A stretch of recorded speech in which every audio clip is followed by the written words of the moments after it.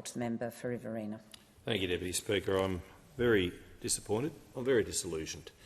When Labor came to office in May 2022, it promised to be accountable. It promised to be transparent. And yet we have seen the opposite occur. And it started when Labor didn't allow all the members in this place to talk on the legislation, the Appropriations No. 1 bill. And that was the first I can recall that particular debate had been gagged, had been guillotined, had been cut short. And we have another case here today. This is why the suspension of standing orders moved by the member for Bradfield, the Leader of Opposition Business, is so important and needs to be treated as such. And when you have a motion such as this, put forward by a leading Liberal member of the Parliament and seconded by the Teals, seconded by the member for Wentworth, you know just how important it is, and you know how unusual it is. And that's why standing orders need to be suspended. That's why the amendments, very carefully put forward, very thoughtfully put up by the member for Bradfield, need to be considered. That's right. Need to be considered. And it's not for us, it's not for politicking, certainly it's not to support the member for Wentworth's cause for re-election or ours. It's for the people of Australia, the public, the business owners, the workers.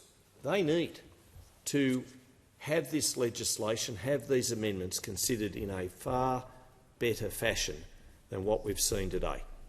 It's been unedifying. It's been unfortunate.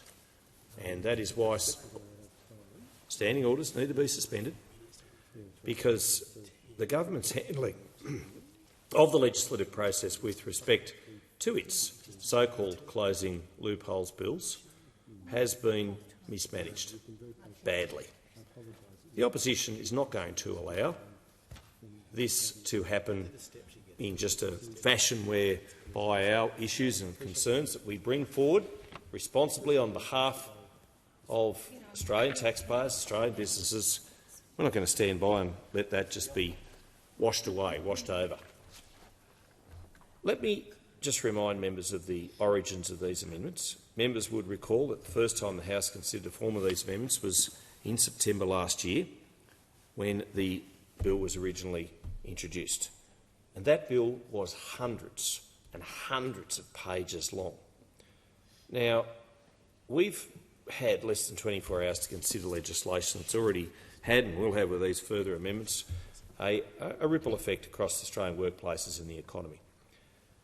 And you even just look at what the Senate was proposing and what the Greens were putting forward with the right to disconnect between workers and employers. And whilst this debate was going on in the House of Representatives, in the Federation Chamber, a private member's bill pushing it, promoting it and advocating and encouraging it was put forward by a Labor member.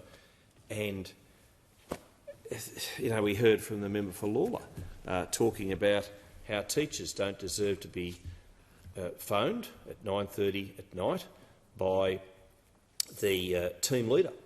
Now, team leaders, to my way of thinking, are not employers as such, and this just goes to the nub of just how difficult and complex and far-reaching this legislation could indeed go, because team leaders are not responsible for the wages of teachers.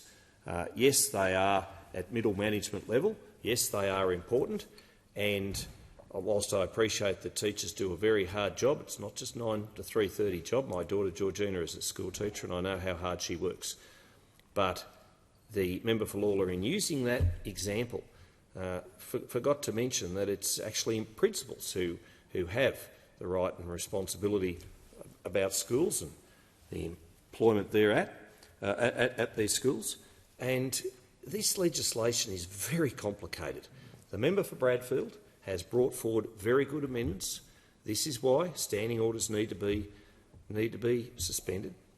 This is why the member for Wentworth has indeed seconded what is a coalition motion to suspend standing orders. That in itself should say everything about this legislation and everything about how important these amendments are. When you get the tools and the coalition agreeing, then it really is important.